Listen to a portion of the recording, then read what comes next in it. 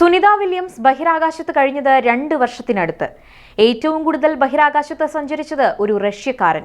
ഒറ്റയാത്രയിൽ ഏറ്റവും കൂടുതൽ കാലം ബഹിരാകാശത്ത് കഴിഞ്ഞത് മറ്റൊരു റഷ്യക്കാരൻ. ഏറ്റവും കൂടുതൽ കാലം ബഹിരാകാശത്ത് കഴിഞ്ഞ വനിത പെഗ്ഗി വിൽസൺ. സുനിത എത്രയും പെട്ടെന്ന് ഇന്ത്യയിലേക്ക്, ചൊവ്വയിലേക്ക് പോകുമോ എന്ന ചോദ്യത്തിന് മറുപടി പറഞ്ഞ് കുടുംബാംഗം.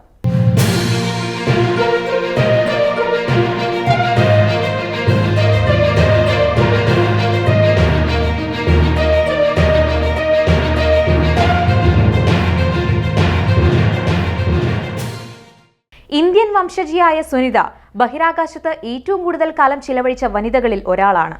ആകെ 608 ദിവസമാണ് സുനിത ബഹിരാകാശത്ത് കഴിഞ്ഞിരിക്കുന്നത്.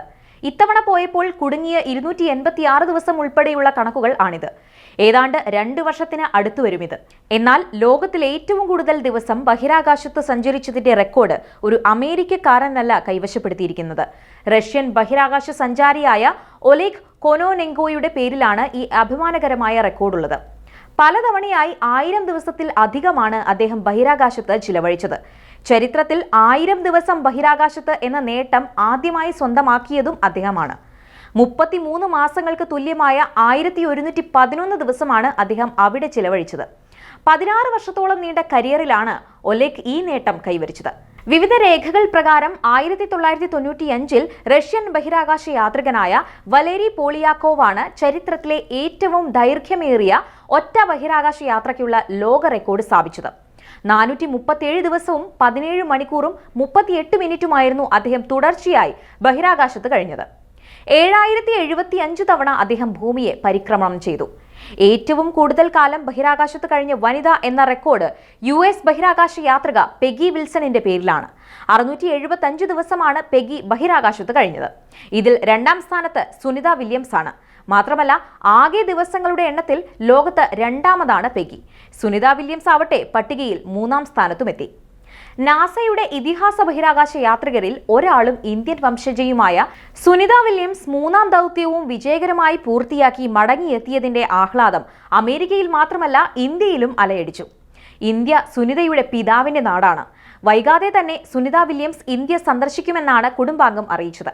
സുനിത സുരക്ഷിതമായി ഭൂമിയിൽ തിരിച്ചെത്തിയതിൽ അതിയായി സന്തോഷിക്കുന്നുവെന്നും അവിശ്വസനീയമായിരുന്ന നിമിഷമായിരുന്നുവെന്നും സഹോദര ഭാര്യ ഫാൽഗുനി പാണ്ഡ്യ മാധ്യമങ്ങളോട് പ്രതികരിച്ചു.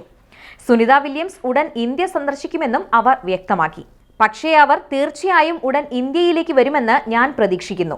ഇന്ത്യയിൽ നിന്നും ഇന്ത്യക്കാരിൽ നിന്നും അവർക്ക് സ്നേഹം ലഭിക്കുന്നു. അവർ ഇന്ത്യയിലേക്ക് വരുമെന്ന് അറിയാം. ബാക്കി കാര്യങ്ങൾ വഴിയെ തീരുമാനിക്കും. കുടുംബത്തോടൊപ്പം ഒരുമിച്ച് അവധിക്കാലം ആഘോഷിക്കാൻ പദ്ധതിയിടുന്നുവെന്നും അവർ പറഞ്ഞു. സുനിത വില്യംസ് വീണ്ടും ബഹിരാകാശത്തേക്ക് പോകുമോ അതോ ചൊവ്വയിൽ ഇറങ്ങുന്ന ആദ്യ വ്യക്തിയാകുമോ എന്ന ചോദ്യത്തിന് അതവരുടെ ഇഷ്ടമാണെന്നും ഫാൽഗുനി വ്യക്തമാക്കി.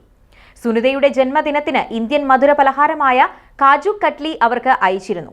ഉത്തർപ്രദേശിലെ പ്രയാഗ്രാജിൽ നടക്കുന്ന മഹാകുംഭമേളയിൽ പങ്കെടുക്കുന്നുണ്ടെന്ന് പറഞ്ഞപ്പോൾ സുനിത തന്നോട് ചിത്രങ്ങൾ ആവശ്യപ്പെട്ടുവെന്നും ഫാൽഗുനി പറഞ്ഞു.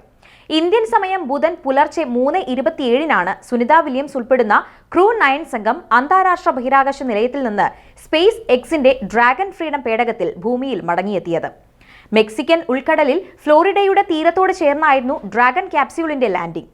ബഹിരാകാശത്തു നിന്നും സുനിത വില്യംസും സംഘവും തിരിച്ചെത്തിയതിൽ സുനിതയുടെ ജന്മനാടായ ജുലാസൻ ഗ്രാമത്തിലും ആഘോഷം നടന്നു.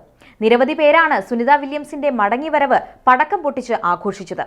സുനിത വില്യംസിന് പുറമെ നാസയുടെ തന്നെ ബഹിരാകാശ യാത്രികരായ നിക് ഹേഗ്, ബുച്ച് വിൽമോർ എന്നിവരും റഷ്യൻ കോസ്മനോട്ട് അലക്സാണ്ടർ ഗോർബുനോവുമായിരുന്നു ഡ്രാഗൺ പേടകത്തിൽ വന്നിറങ്ങിയത്.